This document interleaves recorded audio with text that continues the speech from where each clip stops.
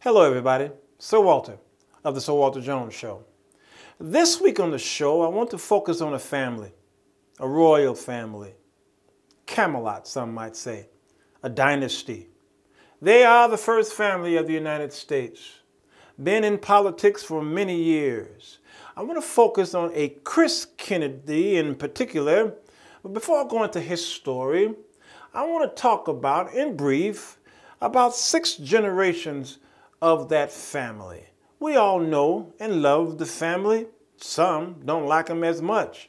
Nevertheless, one thing you can't deny is that this family were ordained to do what they do.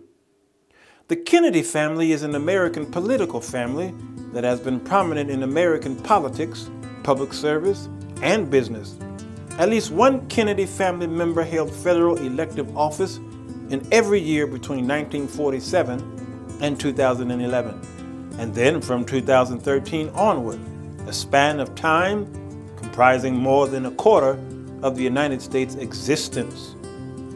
Let's talk about Joseph P. Kennedy Sr., the 3rd generation. The descendants of Joseph P. Kennedy Sr. and Rose Kennedy include a President of the United States, who had also served in both Houses of Congress, 5 other members of the United States House of Representatives, or Senate, and 2 U.S. ambassadors, a lieutenant governor, 3 state legislators, one of whom went on to the U.S. House of Representatives, and 1 mayor. Watch Joseph P. Kennedy Sr. as he addressed the British people.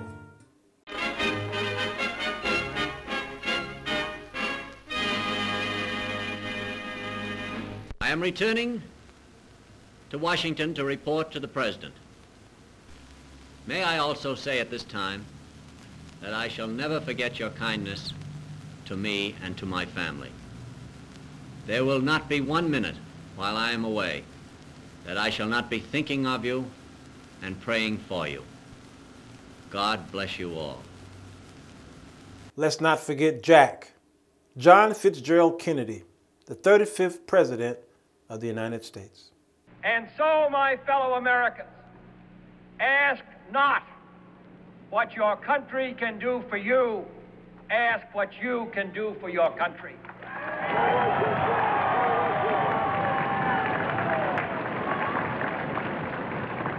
My fellow citizens of the world, ask not what America will do for you, but what together we can do for the freedom of man.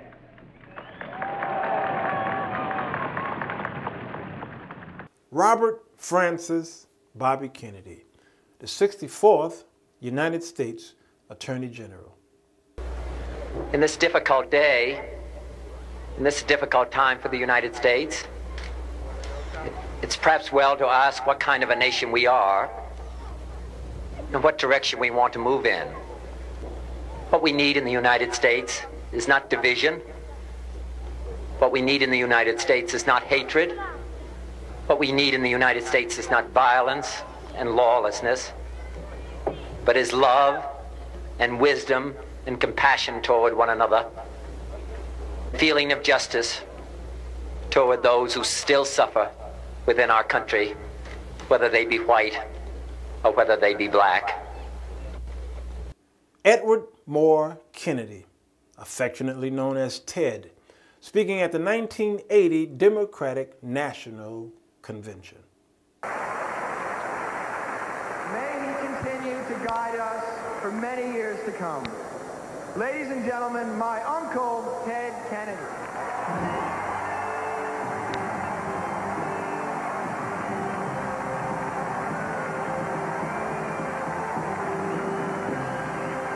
For me, a few hours ago, this campaign came to an end.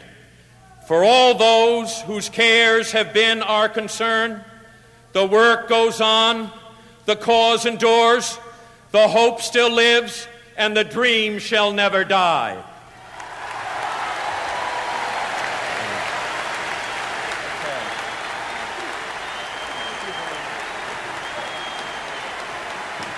That was the third and fourth generations of the Kennedy. But today I want to focus more so on the fifth generation. Many of you may or may not know them, but they are doing an amazing work. Especially Patrick Joseph Kennedy II, an American politician and mental health advocate.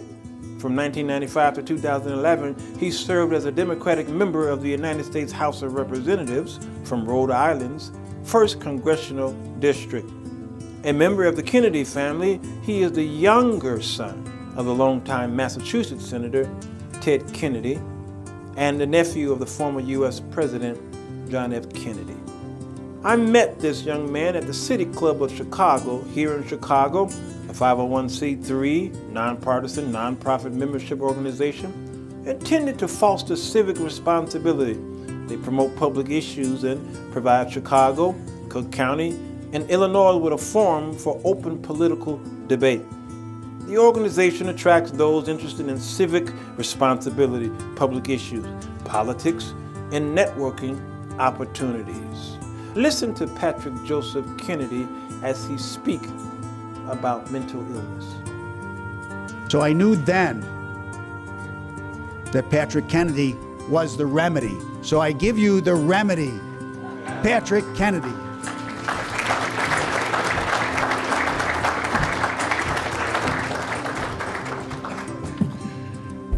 Kennedy is the remedy.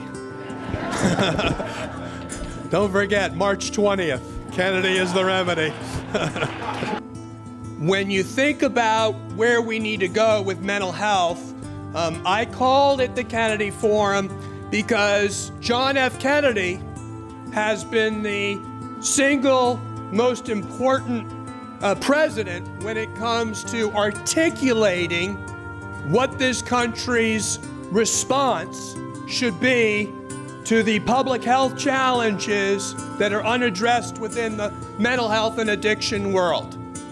50 years ago, he said when he signed the Community Mental Health Act, people with intellectual and developmental disabilities, people with mental illnesses, as he said, need no longer be alien to our affections or beyond the help of our communities.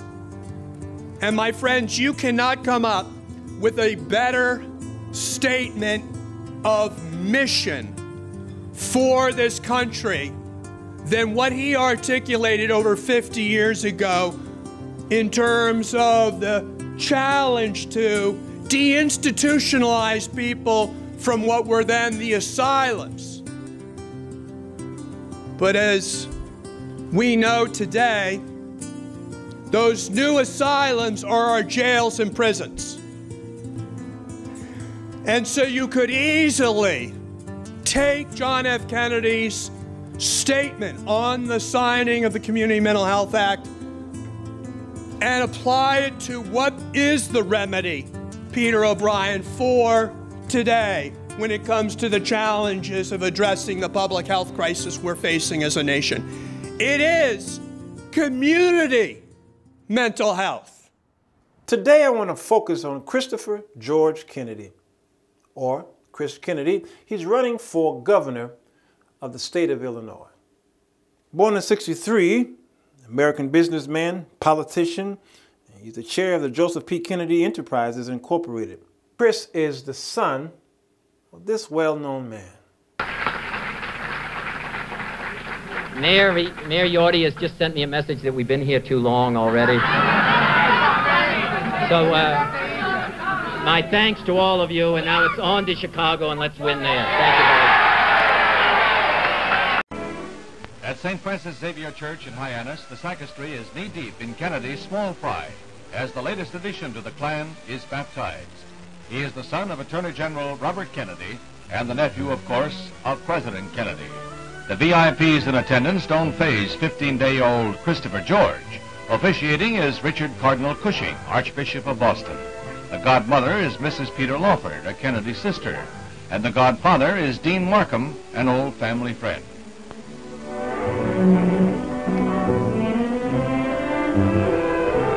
Today's celebrity is the 8th child of the Robert Kennedys and increases the nieces and nephews that Uncle Jack will have to remember every Christmas. Pope Paul VI extended a special blessing to Christopher George and sent him a religious medal. Through it all, young Chris alternately yawned and slept. It is the public debut of a Kennedy who we suspect would rather be back in his crib. When you think about the Kennedys, you think about the political side. But many of you don't know that these men and women, at the time they were born, they were placed in an environment of helps, of social consciousness and justice. Chris impressed me. I came here 30 years ago to join in the fight against hunger in the United States. His name is Christopher Kennedy. Inside this warehouse, he wages his own personal battle against hunger in America. I started Top Box Foods with my wife Sheila to bring really high quality food to every neighborhood and community in our state. I think I have a responsibility for children, whether they're my own or somebody else's. Christopher Kennedy keeps on working to make life easier and just plain better for people who need it. We need to put people back to work. I've spent my entire life doing that.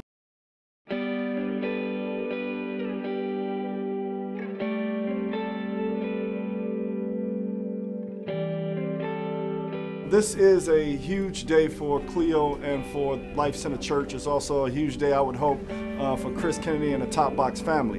We appreciate just being a host site. We appreciate this being the first delivery, if I'm not mistaken. That's right. The very first.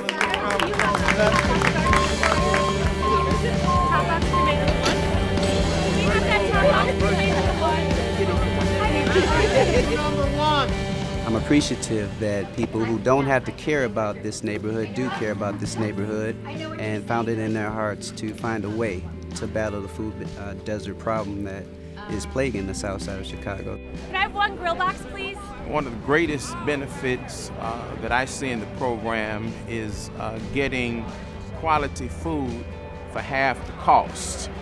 And in some instances, they are able to purchase twice as much as they would purchase on a normal basis.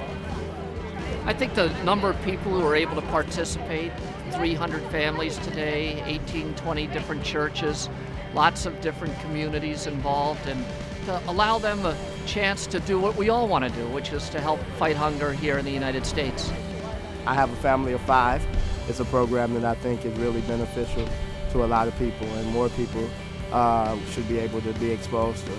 I know that when you eat well, it just goes, to all the sequences of your life, When you're in good shape, as far as food and nutrition is concerned, then it puts you in better shape socially, psychologically, and it just makes a better person when you're eating well. We got involved in this because we're all about peace here, P-E-A-C-E, but we believe that we want to have our piece of the peace, the P-I-E-C-E of the P-E-A-C-E. And we believe that if you can feed hungry people, that they'll be more peaceful.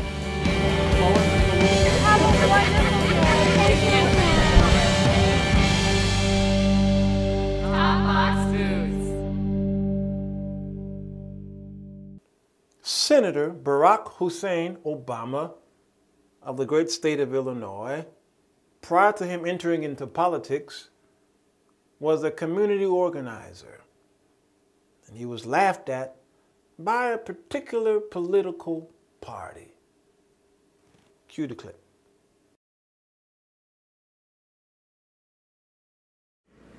He worked as a community organizer. What?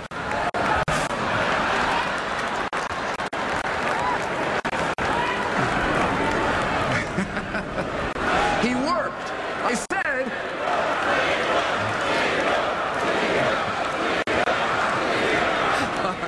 I said. Okay. Maybe this is the first problem on the resume. He worked as a community organizer. I guess a small-town mayor is sort of like a community organizer, except that you have actual responsibilities.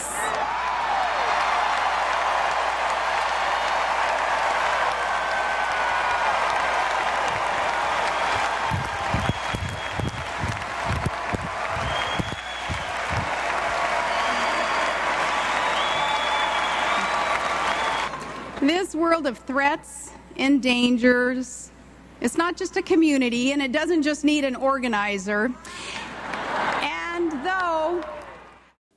And then this happened. I, Barack Hussein Obama, do solemnly swear that I will execute the office of President to the United States faithfully. That I will execute the office of President of the United States. The office of President of the United States faithfully. And will, to the best of my ability. And will, to the best of my ability. Preserve, protect, and defend the Constitution of the United States. Preserve, protect, and defend the Constitution of the United States. So help you God. So help me God. Congratulations, Mr. President. All the best wishes. Chris Kennedy, as well as President Barack Obama, a community organizer.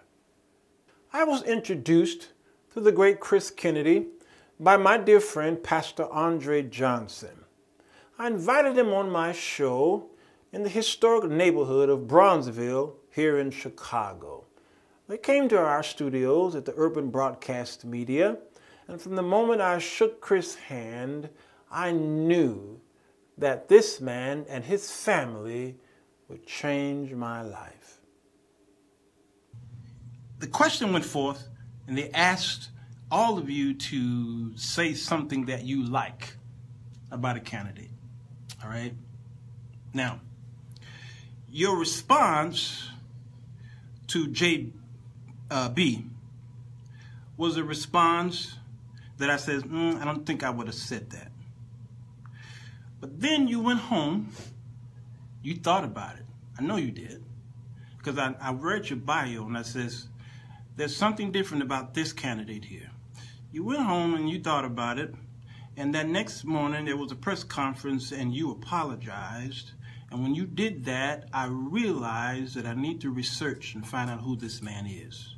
Because that's not something that politicians usually do. They want to be on top at all times, even to the point where they become non-human. Okay? That was a humanity move on your part. So I went and started studying who you were, and I of course, Wikipedia. I didn't want to go to your site to find out who you were. I wanted to see what others were saying about you and other websites were saying about you. Who did they say I am? Who did they say I am? That's good. When I researched the other candidate, I said to myself, as they continue to talk about, they would usually use this word. What is it when you give out a lot of monies to certain things? Philanthropic. They use this word philanthropic. Well, to be philanthropic don't mean that you have a heart. When you have a lot of money, you are expected to be philanthropic. Sure. You understand what I'm saying? Right. So when I began to read this and I started reading, I noticed this one thing. When you were in high school, you began to volunteer at a runaway youth center. You didn't wait till you got older and got money. You were in high school. I says, okay, this is something I need to study. And then I looked at the history of your family and the Kennedy legacy. That's what it's all about. Yeah, they were taught as babies. They were taught as babies that you're supposed to give. That's right. All right? That's right. Now, he comes from a Catholic upbringing, and so we know Chicago Catholic Charities. That's really what they're all about. Right. Giving. Right. All right? We can say whatever we want to as Pentecostals about the Catholics. There's one thing that stands strong with them. They're not stingy people. No. All right? Now, this is before he decided to do anything about in politics. Now, he went to university up in Evanston, all right, got a degree and an arts degree in political science. Okay? I said, all right, I like this.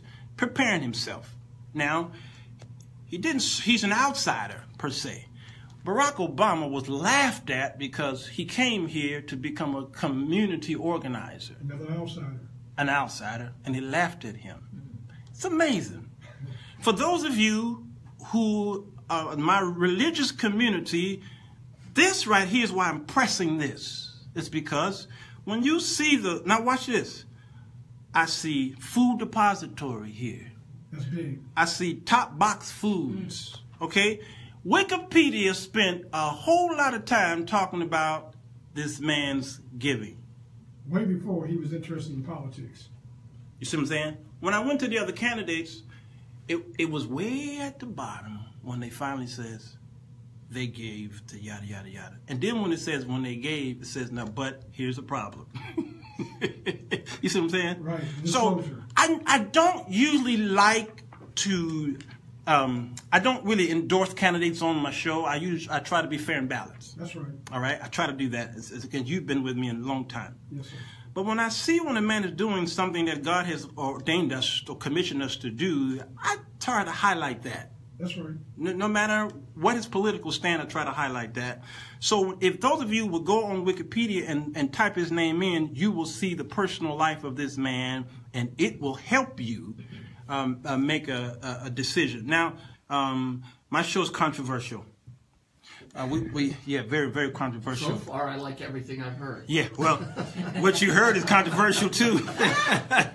It's quite controversial because we bring out the things that people don't really focus on. Unfortunately, in the black community, especially among the Christian community, many of them have a closed mind to politics because they've been burnt. We have to understand that. We've come up under civil rights and Jim Crow, and our fathers and mothers, many of them are still alive, and we remember the stories, all right? Here in Chicago, it's still a very segregated town, all right? We still have towns and neighborhoods where I can't be caught in after a certain time. You know that. So there is a struggle. You're talking about sundown towns. Yeah. Okay. Yes. Now, there was an exodus of many thousands who've left Illinois. Exodus in the Bible is a voluntary term. Yeah, voluntary what? In the Bible, in Exodus. Mm-hmm. Oh, sure. People choose to leave. Ah. That's not what's happening here. Okay. All right. Thank you. There's a difference. Thank you. Now, let's talk about that. I don't mean to correct you. But let's talk about that. Because although there is an exodus per your meaning of Scripture, they're leaving not because they want to. Many people left. They love Chicago, but they feel that they have to leave. And much of the reasons is because of a political issue or financial, which both are the same in many of those homes. Help us out. What's going on here? Why are these people leaving? A lot of things that are driving people out of the city of Chicago and the state of Illinois. And I think that government decisions have contributed mightily to that gentrification. Mm-hmm. That word gentrification, I think, is a much better word than exodus, because exodus, it indicates a voluntary decision to leave to go to a better place. Yes. But gentrification is more accurate because people are being pushed out of Chicago. They're not deciding voluntarily to leave. They're being pushed out. And gentrification is the most un-American of English words. It's the word that we should dislike the most because it means involuntary. It means your land, your home, your life, your family is being taken from you against your wishes. You're being pushed out, losing all of the things that you built, the community you've created, whatever that community is, and you're forced to lose it all. And that's why, as Americans, we don't like that word. But it's the only word that fits what's going on here. We're in a city where, well, there's a lot going on. We have a massive number of public schools closing. The thing about a public school closing is that's the heart of any community, the soul of it. That's what people fight for. And when you close a public school, you rob the community of the very thing that people are willing to organize around, rally for, come together to support. So it's a great strategic move if your decision is to try to get rid of people in that community.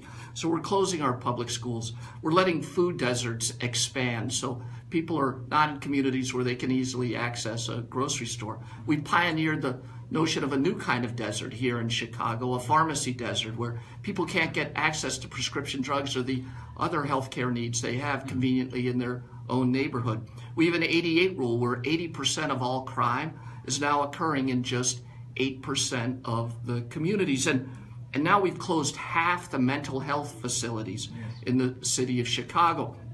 Mental health facilities that were providing care to people who are suffering from PTSD and trauma, that trauma associated with the massive violence associated with the 88 rule. And now we're threatening our community hospitals like Roseland and others. And we have a tax system that greatly favors the wealthy and overtaxes African-American households, led by Joe Berrios, the Cook County assessor. We have a police department that's been deemed racist by the United States Department of Justice. We have a water department that's been deemed racist by the Inspector General for the Water Department. And we have a assessor's office that's been deemed racist by the ACLU and the Lawyers Committee for Civil Rights. For some people, they're living among all of those factors, in a pharmacy desert, in a food desert, in a place where there's enormous crime and no access to health care or hospitals, and that forces them to want to leave the city. That's what's going on. Yes. Is this a democratic? But did you hear what I have to come in and say this? Please. Did you hear what Chris said? He said they are forced to leave the city. Nobody, no matter what color of skin you are, what ethnic group you're from, should be forced to leave the city that you live in and that you're raised in. Okay? It all starts at home. Remember you were talking earlier about his upbringing and him giving? He was raised that way. Right. That's what his family did. So how do you veer off from how you were raised? Okay? But why are you forced to leave? You cannot stay here because why are facilities closed that we need? Yes. Huh? And when you look at all the money, I was talking to my husband the other night. I'm just going to say this. I was talking to him. And I said, if I had $150,000 to spend a day on commercials, I could give somebody a job for a year. That's right. Or 2 years. Yes. Is that a salary for 2 years? Send some kids to college. One day? Oh, yes. You can send some kids to college and live on $150,000? That's all. No, that's good. It. That's it. Yes, thank you for that. But that's a great point. Brother Kennedy, I'm gonna call you brother because we both love God. Is this a democratic problem? Is this a republic problem? Is this a people problem? I mean, what is the root cause of this? Well, the way I look at it, it's a violation of what I would describe as Catholic social justice. And Catholic social justice is really derived from Abrahamic social justice. In the United States, we're largely the people of Abraham. Whether we're Christians, Jews, Muslims, we're all the people of Abraham. And that notion of Abrahamic social justice informs Catholic social justice. Pope John Paul II, he spoke before the United Nations, and he summarized what he was saying in Catholic social justice. He said, ladies and gentlemen, and he's talking to the world leaders, freedom is the measure of man's dignity.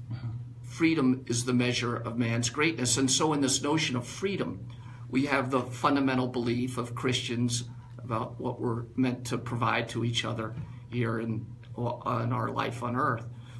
Freedom is the core value of the United States. I was born on the 4th of July. I was born on Independence Day. That's what we celebrate. Other countries, they celebrate the Queen's birthday or the overthrow of a parliament. Here we celebrate freedom. And as a member of the Kennedy family, grew up during the great civil rights era where freedom was extended to more and more people in the United States. Not enough, but more and more. That notion of freedom is fundamental to my values as a member of the Kennedy family. Freedom is under attack.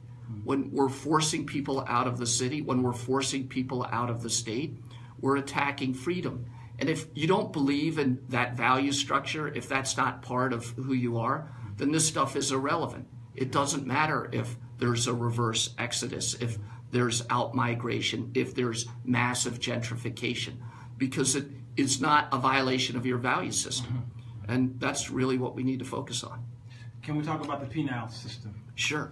There was an industrial, there was a penitentiary. Who was that? President Eisenhower mentioned the military industrial, the complex. Sure. So we have this new Jim Crow, which is the system, the Cook County system is broken. There are people that are in jail right now just waiting on their turn to see the judge, but they can't afford bail money. And there are many people who are in there, it's their home now because of the crookedness, of course, of cops, I think you brought up. What can we do? What is it that you could do? And I don't know if this is a governor's thing. Absolutely it is. Okay, all right. Help us out. What kind of influence can the governor have over this? The governor of the state of Illinois can do a lot to protect the people of the state of Illinois.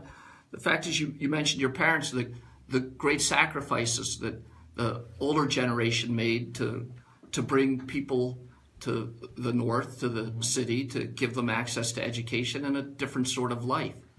And now we're turning back on all of that. Just as the tide rolls in, the tide can roll out again, and that's what we're witnessing when it comes to civil rights. We're resegregating our city. We're emphasizing economic segregation, but racial segregation is occurring as well. Mm-hmm. We're resegregating our schools. We're resegregating economic opportunity, and we're resegregating economic outcomes. And we've criminalized poverty, and we've criminalized race. Those last 2 points are really important. We've criminalized poverty because the judge who sets your bail, if you're poor, he'll determine your sentence. If you can't make bail, you'll stay in the Cook County Jail until your trial runs, and they'll sentence you to time served. That's not an American system of justice that we all hope we would have. When it comes to the criminalization of race, that's very real. The police officer who pulls you over is much more apt to think that you're guilty if you're African American than if you're white, even if the officer himself is African American.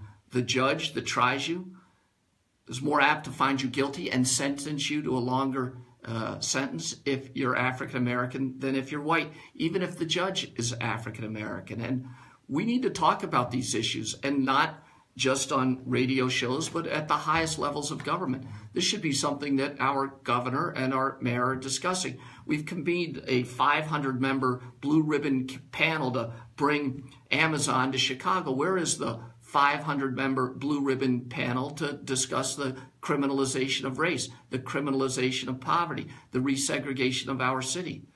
If we cared about those things, we'd talk about them. If we care about them, we talk about them. And we talk about them, we do something about it. Talk always leads to action. You're going to be, I believe, the word is going to get out on your humanitarian efforts.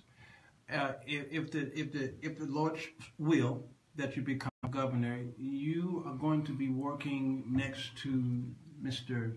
Madigan. All right, and we know what happened with the Blagojevich issue, because you got a Democrat governor and then you got Madigan. Surely you would think that things would be okay for the state, and we saw how what happened with that.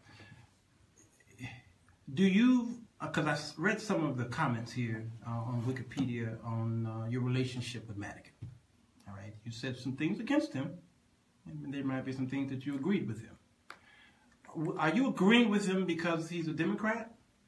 Or are you agreeing with him because he probably did say something or did something that you felt was good for the state? This is what I believe. I'm very much guided by my faith and that notion of Catholic social justice. In that faith, in that notion of Catholic social justice, fundamental to it all is freedom. I believe education is critical to freedom. Education sets you free. But that's not what's happening in the city of Chicago or the state of Illinois. In fact, we so underfund our school system in Illinois that 75% of the kids who graduate high school need remedial education before they can go to community college or enter the workforce. We're shutting them out from opportunity in America, and then they are forced into committing crimes of survival till they end up at the jail and then in the prison, and the prison doesn't do the things that the schools should have to educate people, and then we release people from prison with no skills, 10 days supply of meds, and they're right back at it. That's the system that we have. I think it's wrong. I think fundamental to that system is that we underfund our schools. We underfund our schools because we pay for our schools with local property taxes. That might be fine 60 years ago when the wealthy lived among everybody else, but there's been incredible economic segregation in the United States in the last 5 decades. Now the rich live near the rich, the poor live near the poor, so the poor don't have access to the tax base that the wealthy families do. We should pay for our schools at the state level through an income tax. That's what we should do. So why don't we do that? Because it would give everybody freedom. Instead of giving them freedom, we're dooming them to a life of economic servitude. We're destroying our family structures. We're wrecking our economy and destroying the future of the state.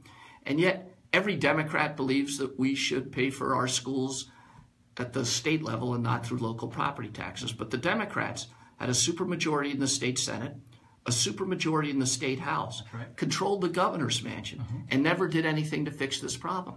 Why didn't they fix the problem? They didn't fix the problem because a handful of elected officials, including the leadership of the Democratic Party, including the chairman of the Democratic Party, House Speaker Mike Madigan, have outside jobs as property tax appeals lawyers. Being a state rep, a state senator, isn't a full-time job. They have second jobs. And a lot of them, the leadership, have jobs as property tax appeals lawyers. They're making money on this system. And when they're making money on the system, they have a conflict of interest that prevents them from moving to an income tax-based system to fund our schools, a system that would give every kid, well, adequate opportunity to live in a modern American economy. And we don't have that today. What they're doing is not illegal. What they're doing should be illegal. I think we need to get the dirty money out of politics so we can get the dirty politicians out of government. Thank you. That's what I believe. I don't think it's that complicated. Powerful statement. I have an underlying question that it's a shame question. It's a very shameful question, but it's an honest question. And it comes from the root of humanity, basically in Chicago.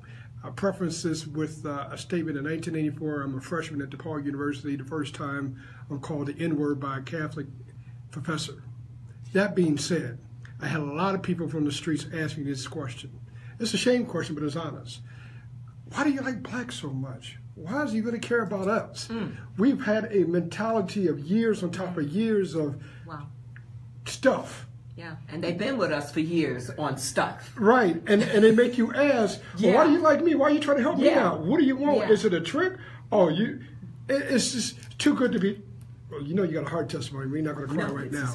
This is hard. But one other thing. So that's the first thing, because people on the street want to know, why do you really care? Commercial.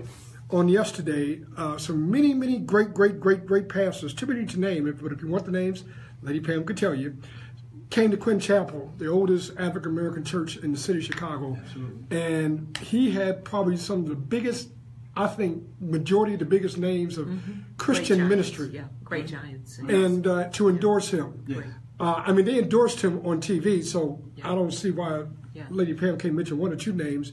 But they believe in him because he actually cares about the people. When 2 years ago, when we brought the show about Corey Brooks and my other friend, the other preacher, and they sold out to the Republican governor because they got a board job, and my people who are on CETA come to me for money because their program was cut because the state didn't have no money because they refused to do a budget because they don't like Mike Madigan. Who cares? I'm still having to take care of the poor, and I'm not the governor. Well, I don't mind because I'm Andre Johnson, but this is why we need change, radical change. You feel me? I do. I mean, I want to know why. I've seen why. Maybe you can ask them why. Why? Wow. You just asked. He was standing right. Was sitting right next to you. Help us out with that. Well, I'd say this. That's how I grew up. That's the core value of the Kennedy family. I think my father, Bobby Kennedy's work, my uncle John F. Kennedy's work, my uncle Ted Kennedy's work is not done. And I think it's up to my generation to do the work to continue extending civil rights till that is real in the United States. But when we're living in a city where there's this incredible segregation, where we are pushing literally 250,000 African Americans to make a decision to leave the city since the turn of the century, I mean, that's incredible. That's a violation of everything I grew up with. And what am I going to do? Stand on the sideline and watch that happen, do nothing about it?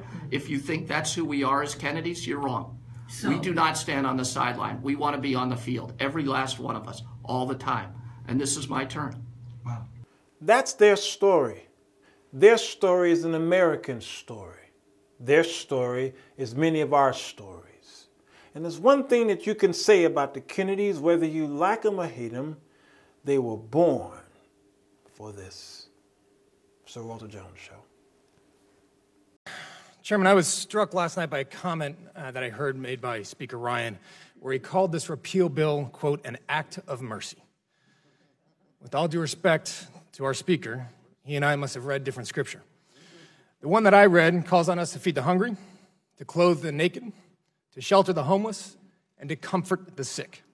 It reminds us that we are judged not by how we treat the powerful, but by how we care for the least among us. Mercy. Defined in purely secular terms, it's compassionate treatment for those in distress. It's kindness, and it is grace. There is no mercy in a system that makes healthcare a luxury. There's no mercy in a country that turns their back on those most in need of protection, the elderly, the poor, the sick, and the suffering. There's no mercy in a cold shoulder to the mentally ill.